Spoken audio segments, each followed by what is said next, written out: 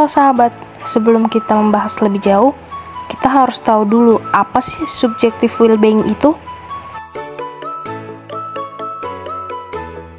Subjective well-being ditemukan pada orang yang memiliki nilai hidup tinggi dan terlihat pada saat seseorang memberitahukan perasaan bahagianya, merasa puas akan hidup, dan memiliki neurotisme yang rendah. Sehingga kita dapat melihat bahwa ada 3 poin dalam subjective well-being, yaitu happiness, satisfaction with life, dan tingkat neurotism.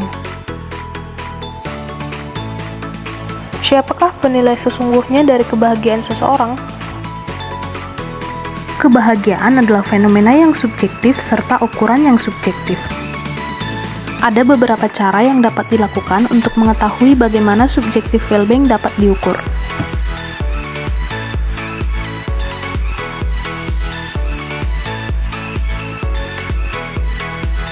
Yang pertama yaitu self-report measure of subjective well-being. Jadi, beberapa peneliti melakukan skala pengukuran kebahagiaan, di mana orang-orang diminta untuk menggambarkan perasaan mereka pada saat itu. Mereka dapat memilih gambar-gambar yang telah disediakan, atau dapat juga dilakukan dengan memberikan angka dari skala 1 sampai 7 seperti pada gambar, yang menggambarkan perasaan mereka sesuai dengan pernyataan yang diberikan.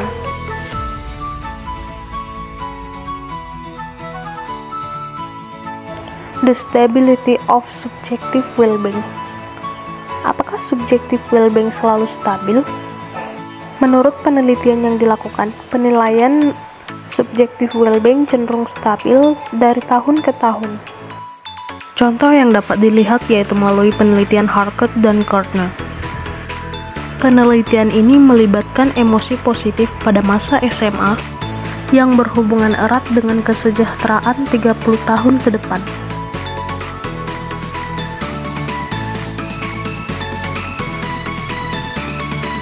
Para siswi yang senyumnya benar-benar terasa, maka secara signifikan berhubungan dengan kesejahteraan dan kualitas hubungan perkawinannya 30 tahun yang akan datang.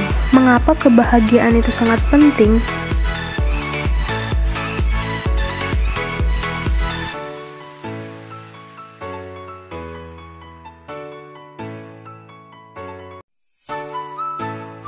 Bisa kita lihat dari tabel yang ada. Dari penelitian Sonja dan teman-temannya dibuktikan bahwa orang yang mengatakan lebih bahagia dan lebih puas akan kehidupan, lebih cenderung sukses dalam kehidupan, lebih positif, pernikahannya yang baik, daripada orang yang mengatakan sedikit bahagia atau cenderung tidak bahagia.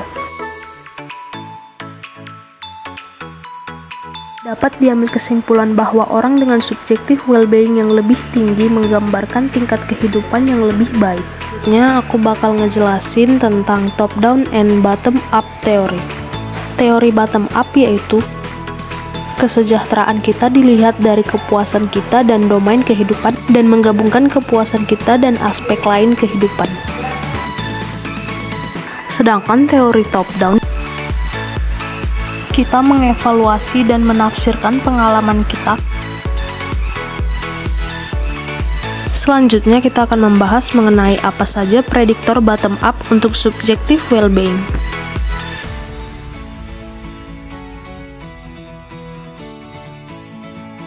Yang pertama yaitu faktor pendapatan atau uang.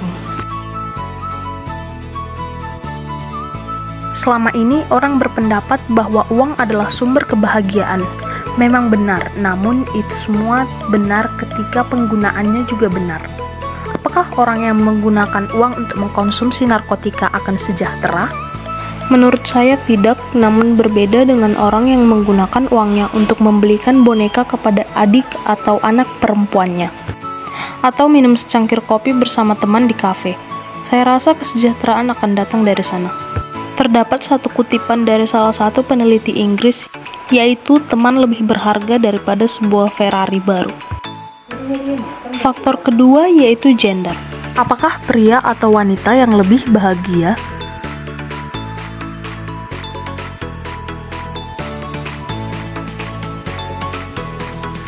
seperti penelitian di Amerika Serikat yang menyatakan bahwa kebahagiaan perempuan telah menurun sejak tahun 1972. Penelitian lain menyatakan bahwa wanita lebih bahagia daripada laki-laki sebelum umur 48 tahun. Satu-satunya jawaban yang dapat kita ambil yaitu bahwa tidak ada gender yang kalah bahagia dari yang lain. Faktor ketiga yaitu umur. Apakah satu umur lebih bahagia daripada umur yang lain?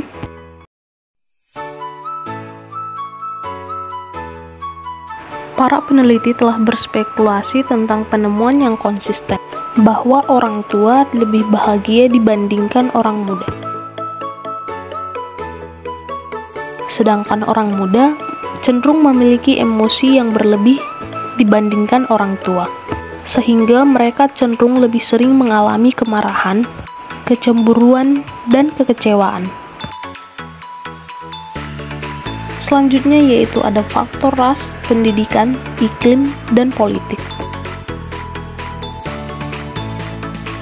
Suatu ras akan lebih kecewa ketika sering menerima diskriminasi.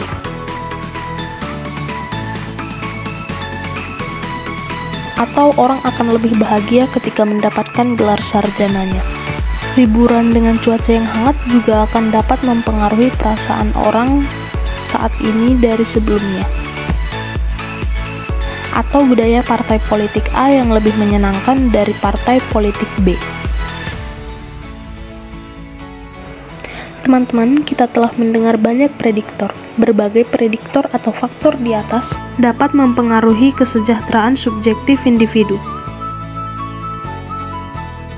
Perlu diingat bahwa tidak satupun faktor di atas dapat mendikte kebahagiaan kita semua.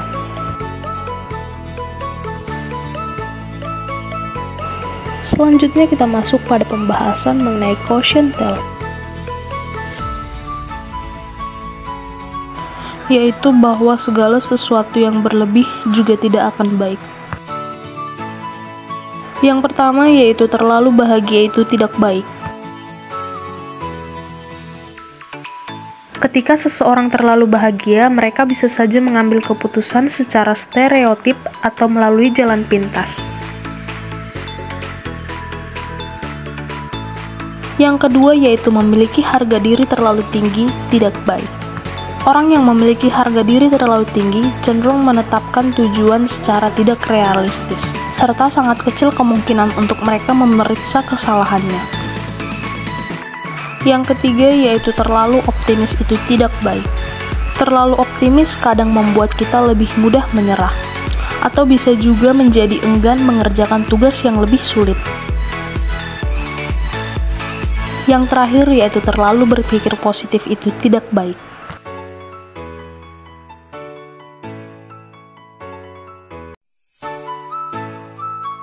Terlalu berpikir positif dapat membuat kita terjebak. Misalnya kalian mengatakan pada diri kalian sendiri bahwa saya adalah orang yang menyenangkan, padahal realitasnya tidak. Jika hal itu terus dipaksakan, maka akan berakibat buruk pada diri sendiri. Yang terakhir kita masuk pada pembahasan mengenai increasing happiness and life satisfaction, yaitu meningkatkan kebahagiaan dan kepuasan hidup. Untuk mendapatkan kebahagiaan atau kepuasan hidup, kita dituntut untuk mengumpulkan sebanyak mungkin emosi positif setiap harinya, untuk membuat hidup kita jauh lebih bahagia. Berikutnya adalah strategi untuk menciptakan suasana hati yang baik. Seringkali kita mengalami suasana hati yang buruk atau bad mood dan berusaha untuk keluar dari situasi tersebut dengan cara mendengarkan musik atau sejenisnya. Hal ini memang baik dan didukung oleh para ahli. Namun perlu diingat untuk memilih hal-hal positif yang dapat dilakukan, karena seringkali saat bad mood kita justru melakukan hal-hal yang dapat melukai diri sendiri, dan sama sekali tidak menghilangkan stres, justru makin memperburuk keadaan. Intervensi yang pertama untuk meningkatkan kebahagiaan kita datang dari 4 Disease Happiness Training Program. 4D merancang sebuah paket yang mengajarkan 14 dasar kebahagiaan yang dia cetuskan pada tahun 1981 yang dikelompokkan dalam beberapa cara. Yang pertama, mengubah sebuah aktivitas, mengubah pemikiran, memelihara hubungan, menghargai pertumbuhan pribadi, dan mengurangi emosi negatif. Dari semua intervensi yang ada, manakah intervensi yang lebih baik? Beberapa penelitian menyatakan bahwa setiap intervensi yang mereka lakukan memiliki keberhasilan dan faktor errornya masing-masing.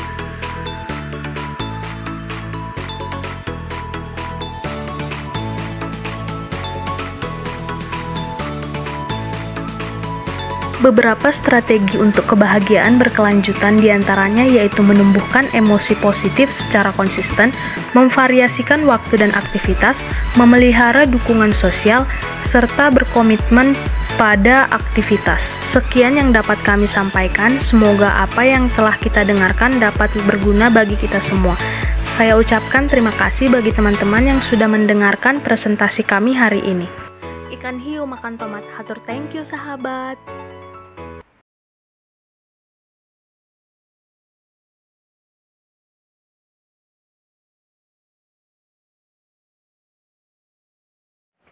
Emosi negatif.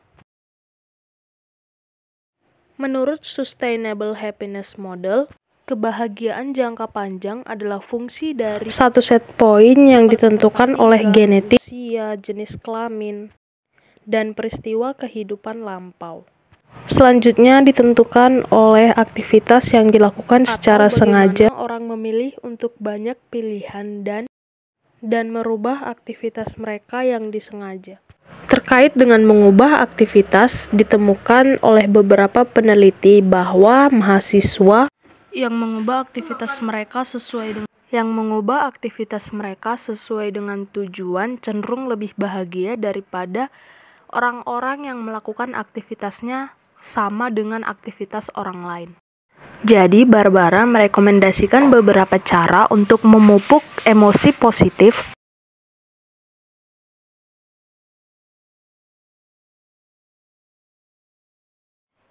Selanjutnya yaitu hope training. Hope training berasal dari hope theory.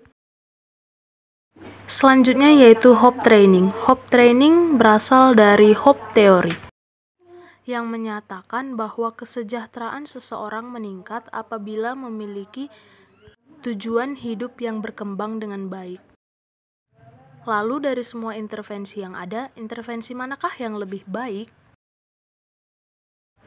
Setiap penelitian menyatakan bahwa intervensi yang mereka lakukan berhasil meningkatkan kebahagiaan.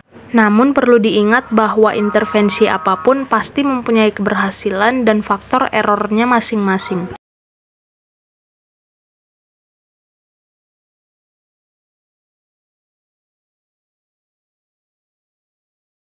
Yang terakhir yaitu cara-cara untuk meningkatkan kebahagiaan berkelanjutan. Yang pertama yaitu menumbuhkan emosi positif secara konsisten, memvariasikan waktu dan aktivitas, memelihara dukungan sosial, berkomitmen pada aktivitas, serta membiasakan pendekatan kebahagiaan baru melalui latihan. Akhir kata, semoga materi yang kami sampaikan dapat teman-teman pahami, serta kami ucapkan terima kasih atas perhatian teman-teman pada presentasi kami hari ini. Ikan hiu makan tomat. Hatur thank you sahabat.